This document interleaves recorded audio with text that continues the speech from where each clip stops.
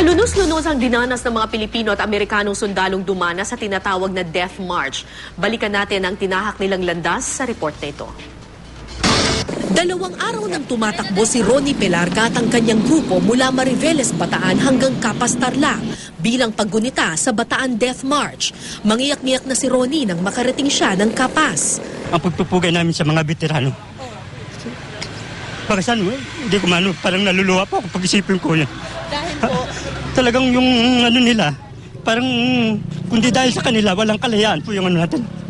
Yun lang po ang ko. ba't po kayo naluluha, sir? Parang dalala siguro po ng ko eh. Sobrang hirap. Ganun po.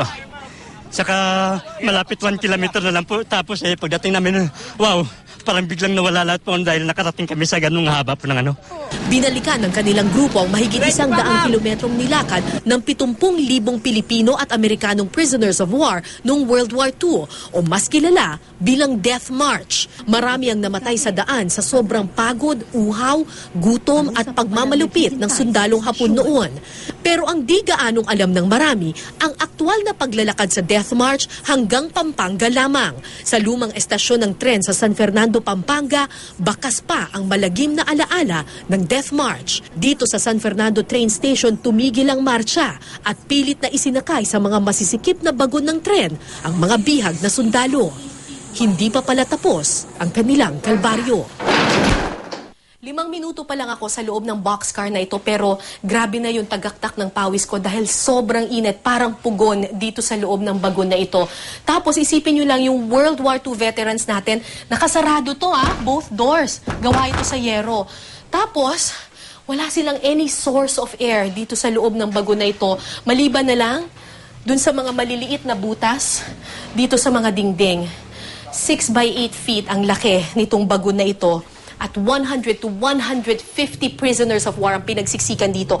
Bawal mag-upo-umupo dahil kailangan nakatayo kayo, tabi-tabi, para kayong mga sardinas.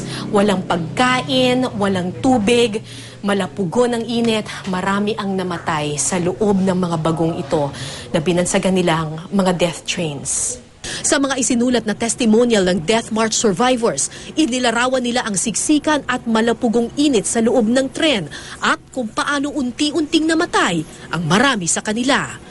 Pagkatapos ng mahigit 100 kilometrong Death March at 4 na oras sa loob ng death trains, 20,000 sundalong Pilipino at Amerikano ang namatay. Ang boxcar na ito ang huling alaala ng orihinal na death train, isang piping saksi sa hirap, sakripisyo at kabayanihan ng mga Pilipinong sundalo noong World War II. Isang sakripisyo na sana di natin malimutan sa tuwing madadaan tayo sa kalsadang minsan din nilang nilakaran.